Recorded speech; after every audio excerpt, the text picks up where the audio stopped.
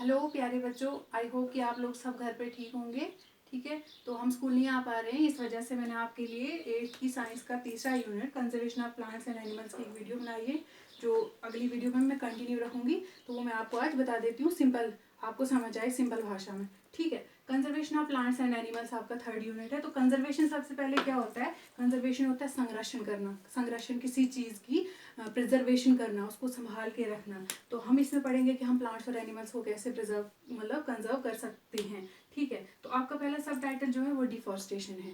Deforestation क्या होता है? जब हम प्लांट्स की कटिंग कर देते हैं, ट्रीज को काटते हैं फॉरेस्ट में फॉर द पर्पज, हम अपने पर्पज़ के लिए जब प्लांट्स को काटते हैं अंधाधुंध तरीके से, विदाउट ये सोचे हुए कि इससे हमें इनके क्या कॉन्सिक्वेंसेज हमें फेस करने पड़ेंगे, उसको हम डिफॉरेस्टेशन कहते हैं। अब हम फॉरेस्ट को काटते क्यों हैं? ठीक है, फॉरेस्ट को हम काटते हैं प्रिक्योरिंग लैंड फॉर कल्टीवेशन के लिए।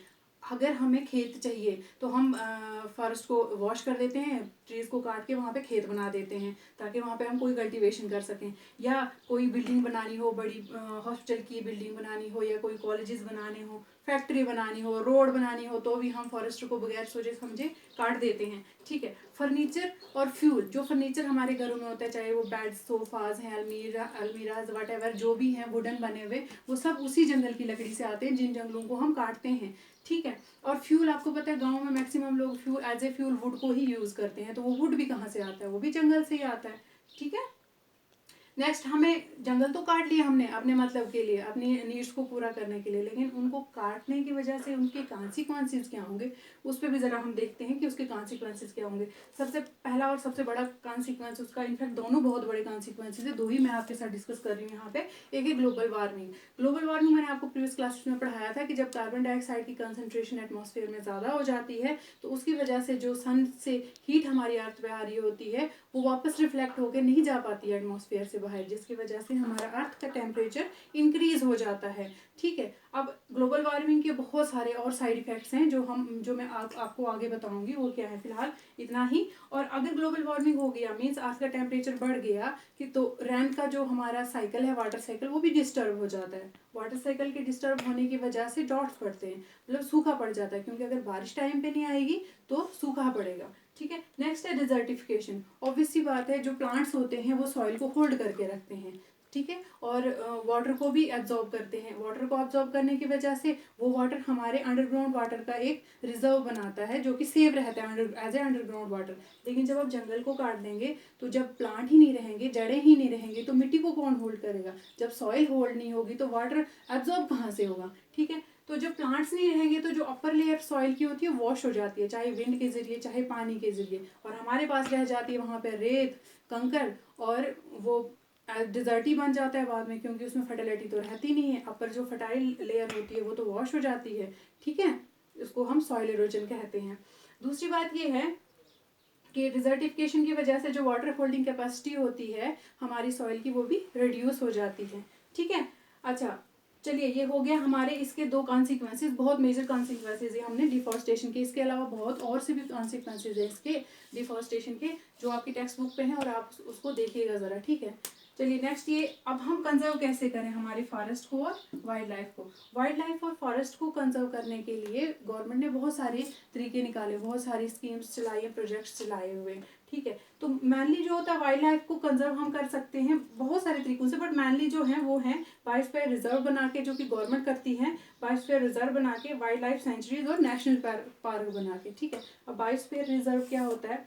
बायोस्फीयर रिजर्व में कंजर्व की जाती है पूरी डाइवर्सिटी, बायोडाइवर्सिटी। बायोडाइवर्सिटी में living, diversity means variation, living organism की जितनी वेरिएशन है, अलग अलग किस्म के प्लांट्स एंड एनिमल्स, इन सब को बायोडाइवर्सिटी में कंजर्व किया जाता है। और इसके साथ साथ इसमें बायोस्फीयर रिजर्व में उस एरिया के कल्चर को भी प्रिजर्व किया जाता है। ये एक बहुत बड़ा एरिया होता है जहाँ अलग अलग किस्म के प्लांट्स और एनिमल्स, और साथ साथ में वहाँ का कल्चर, वहाँ के लोग भी वहाँ पे रहते हैं। ठीक है, इस बायोस्फीयर रिजर्व में फिर छोटे छोटे पार्क्स और वाइल्ड लाइफ सेंचुरीज बनाई जाती हैं।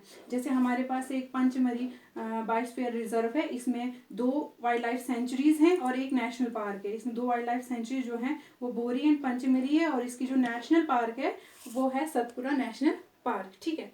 ये हमारे पास बायोस्फीयर रिजर्व आ गया, एक अच्छा एरिया जहाँ पे हम वाइल्ड लाइफ प्लांट्स को और एनिमल्स को प्रिजर्व करते हैं, कंजर्व करते हैं। उसके बाद हमारे पास है wild life sanctuary. Wild life sanctuary भी एक ऐसा एरिया होता है मार्क्ड बाय गवर्नमेंट कि जहाँ पे ना तो जानवरों को हम मार सकते हैं और ना ही उनको हम पकड़ सकते हैं। और ये जो वाइल्ड लाइफ सेंचुरी होती है ये प्रिजर्व करती है वहाँ के यूनिक लैंडस्केप को और माउंटेन। और हमारी जो वाइल्ड लाइफ सेंचुरीज हैं वो इनमें बहुत ज़्यादा वेरिएशन होती है, बहुत ज़्यादा एक्सटेंडेड होती हैं। उनमें माउंटेन्स भी आते हैं, कहीं कहीं पे लैंडस्केप्स भी आते हैं, यूनिक लैंडस्केप्स आते हैं और बुशीज लैंड भी आते हैं, ठीक है। तो ये सब हमारी वाइल्ड लाइफ सेंचुरी में आता है। उसके बाद हमारे पास है नेशनल पार्क। तो नेशनल पार्क जो होता है वहाँ प्रिजर्व किए जाते हैं फ्लोरा एंड फाना, ठीक है।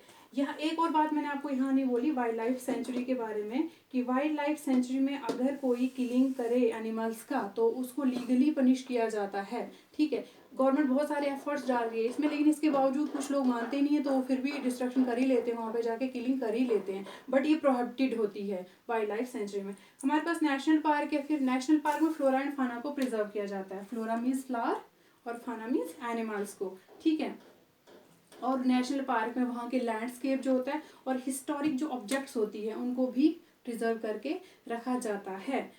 सतपुरा नेशनल पार्क जो है वो हमारी इंडिया की पहली नेशनल पार्क है जो बनाई गई थी फॉर द कंजर्वेशन ऑफ वहाँ के फ्लोरा एंड फाना के लिए।